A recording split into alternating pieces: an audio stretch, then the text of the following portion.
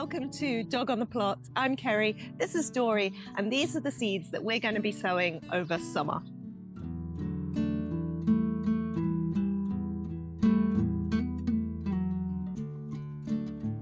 Now that we're on the other side of the summer solstice, it might seem like our focus should be on harvesting and reaping the rewards of all the efforts that we put in during spring. But it doesn't mean there still aren't things that can be sown during the summer. So in this video, I'm going to give you my 8 seeds to sow during the summer. And lots of those things are what we call succession crops. Successional sowing is basically just sowing at regular intervals so that you get harvests throughout the season. And I think the first seed that we probably think about with successional sowing is salad leaves. Now, sowing lettuces and salad leaves might seem like the most basic of things to do, but it can actually be quite tricky, as can this. There we go.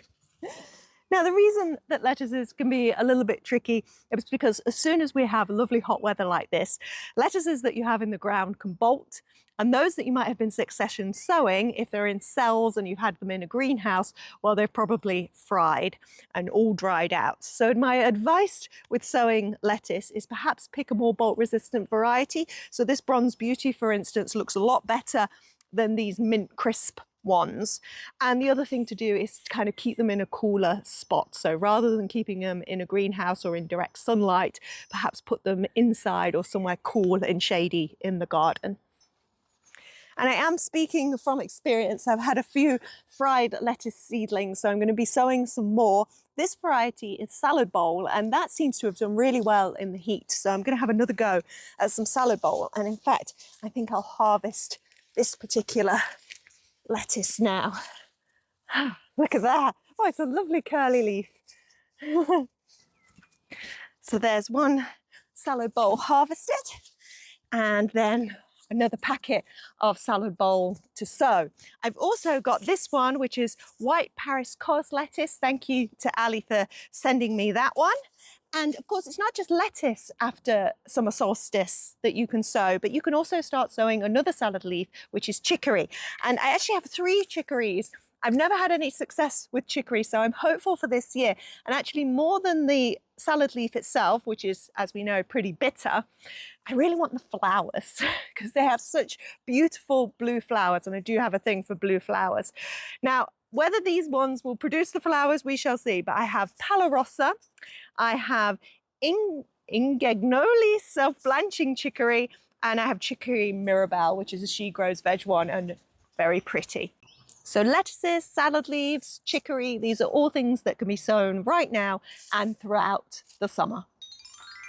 Now, as you know, I have packed my tomatoes into this polytunnel. I'm actually really pleased to tell you they are now all in the ground.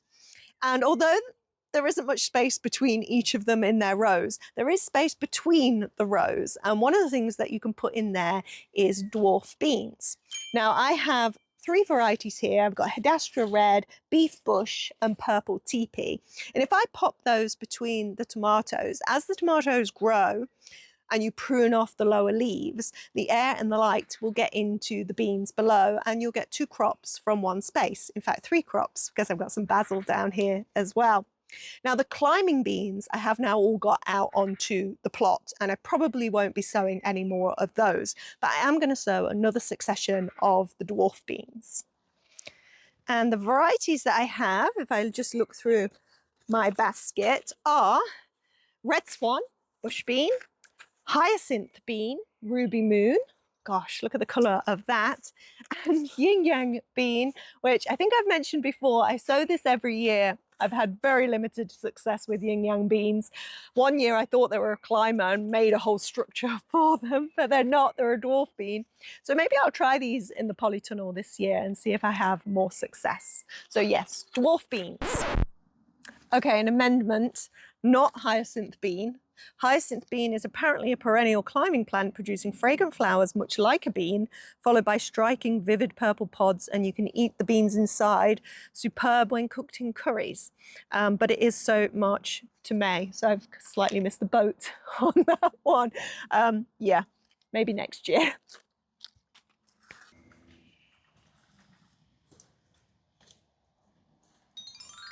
Another succession crop for the summer is carrots.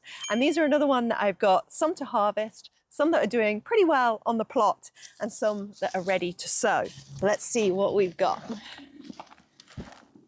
Okay, I probably could have just pulled these. I didn't need to tip it all out. But wow, look at all of those. So Paris Market are a small carrot, which is why I chose them for this experiment, because they were just in a small bucket. But yeah, pretty happy with that. That's a nice early crop of carrots. Dory, would you like to try one?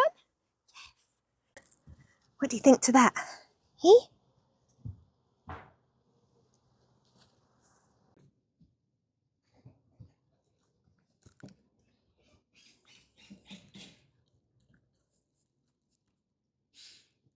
So ladylike. While Dory finishes her carrot, these are a couple of the varieties that I'm sowing. So these ones are already on the plot. This is Spanish Black, and this one is Cosmic Purple. I think it's nice to grow carrots in different colours because you don't readily find those in the supermarket. But I have got a classic orange. This one is Autumn King. You can sow this right through July, and this will give you a good size carrot for the autumn. Now, one of the succession crops that I've done pretty well with this year is beetroot. And this was the first lot to go out. And as you can see, it's pretty ready to harvest. In fact, I think I'll take one. Oh, it's come out of the ground really easy. Look at that. Wow. Obviously, this is a cylindrical variety. It's not one that's just a funny shape. And let's take another one. There we go. These were multi-sown. So if I just take the biggest from each clump, then the rest can grow on a little bit. I'm going to add those to the harvest basket, and let's look at the varieties that we've got for the next succession. I think I'm going to go for this variety because it's new to me. It's called Beetroot Red Toad. It's not new though. In fact, it's the oldest beetroot still in existence, estimated to be a 1,000-year-old variety. It's got a really interesting shape, and it'll be interesting to see how it tastes and whether it's quite earthy because it's an old variety. But in counterpoint to that beetroot, and this is beetroot adjacent, is the mangel wurzel, which is meant to be sweeter than beetroot. It's a in between a beetroot and a sugar beet. And I've already got the pink variety out on the plot, and it seems to be doing fine. So I thought I would sow some of the orange variety now that I have the seed, just so that we can do a comparison and see if they taste any different, the pink and the orange. So the reason I decided to do the summer seed sowing video in this particular week is because we've just had summer solstice, so it is the prime time. But also, and you can probably hear the remnants of it in my voice, I've had a cold. We also had the hottest day of the year so far. So although I was down at the plot at the weekend and I did get an awful lot done, it was a bit much to try and film it as well. But I will update you on all of that next week. But here's a sneak peek. I have been harvesting my alliums. So we've got onions there, we've got elephant garlic, and we've got the regular garlic. So the onions are a pretty good size there. I still do have to check for the allium leaf miner. The elephant garlic, always impressive, but we've got more of this in the home garden. I think that'll be even more impressive. So we'll do that next week. And yeah, and the regular garlic, I mean, there's some really nice big cloves there, or bulbs. So as these alliums come out of the ground, there are other alliums that can go in. And spring onions is another one of those key succession crops. Now, I have had no success with spring onions this year so far. They've just not been germinating for me. And I think the problem is I've been using old seed. So I've got some fresh seed. I'm going to give those another go. And just a reminder about autumn leeks as well. I mentioned these in my May seed sowing video. I have got the variety Mercurian, and these can be direct sown through June and July.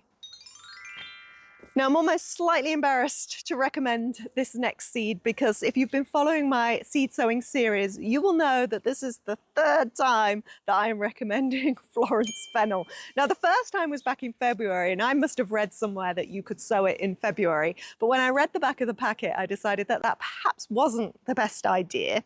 It then made it into the May sowing video, which was the prime time to be sowing your Florence Fennel. I just didn't do it. So now it's coming into the summer seed sowing video. And actually, past the summer solstice is still a perfectly good time to sow Florence Fennel because it does like it when it gets a little bit cooler. You're less likely to have the fennel bolt. So this is the one. This is the month that I am going to be sowing my Florence Fennel. Now this succession crop I've rather mistimed. This is the radishes. And my first succession of radishes are just about going over now. They were fantastic. I've been sowing a mixed variety this year and highly recommend. Had a lovely crop of them. The ones that are left are going over. This is the second succession. They're doing really well, but they're not ready to crop just yet. I'll probably do another succession this weekend on the plot, direct sow, and that will see me through then up until the autumn. Now, speaking of the autumn, it's also time that you can start sowing your winter radishes. So they're called winter radishes, but it's late autumn, winter that you start harvesting them. And I've got two. I've got radish China Rose, and I've got this Runder Schwarzer winter one. So you can do them now through July, harvest them sort of October, November, December time. Now I always miss the harvesting window for these. I sow them every year and I don't think I have ever actually eaten one.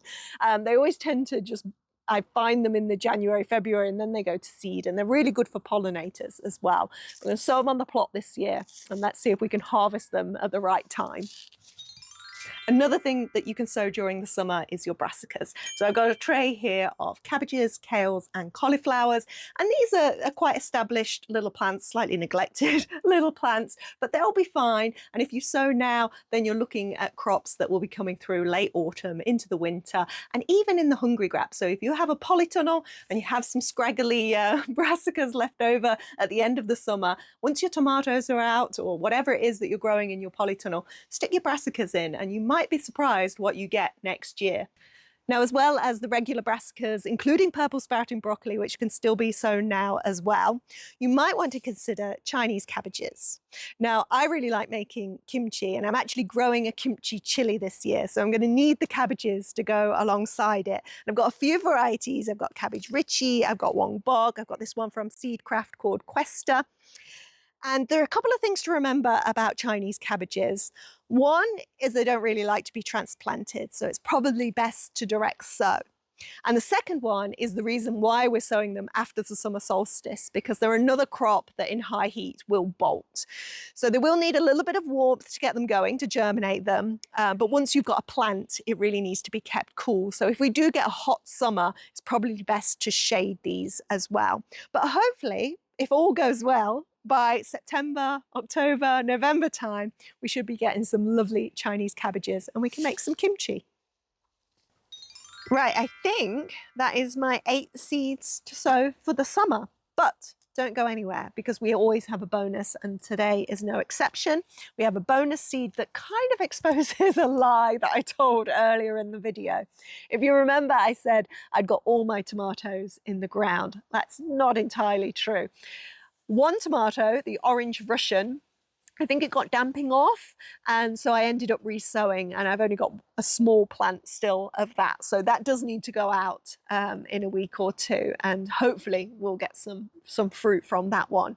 But I'm also going to sow another tomato, and now you might be thinking, it's too late, Kerry. Too late to be sowing tomatoes.